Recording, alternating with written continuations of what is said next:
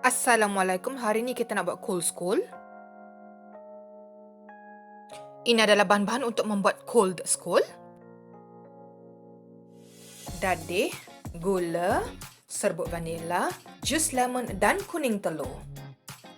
Koldskål ini adalah pencuci mulut daripada negara Denmark dan biasanya dimakan ketika waktu musim panas di Denmark ya. Mula-mula kita ambil telur dan pecahkan telur tersebut. Langkah kedua, ambil kuning telurnya sahaja. Resepi ini sangat mudah. Orang kata resepi bodoh-bodoh saja. Sekarang kita masukkan kuning telur tu dalam bekas bersama gula. Nanti kita pukul kuning telur bersama gula ya.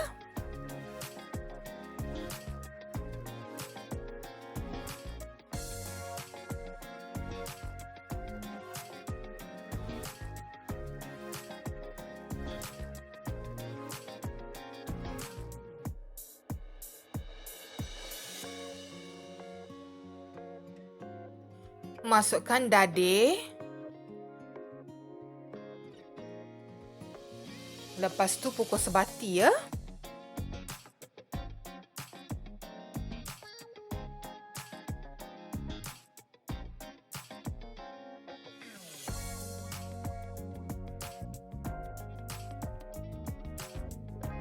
Kemudian ambil serbuk vanila.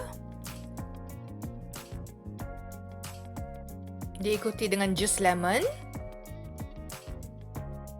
kacau sebati,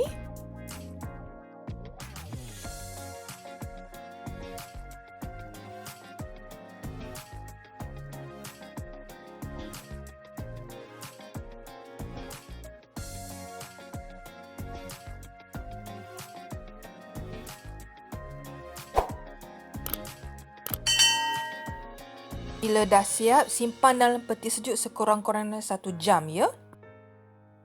Anda juga boleh lihat bawah description ya untuk bahan-bahan.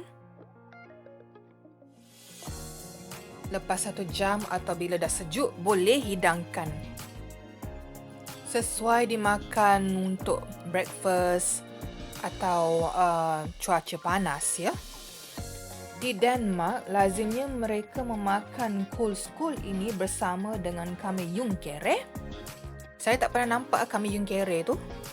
Kere ni jual di Denmark ya, dan dia berupa seperti biskut roti yang manis. Tapi jangan risau, anda boleh makan dengan buah kegemaran anda atau makan begitu saja. Anda nak makan dengan biskut manis pun boleh.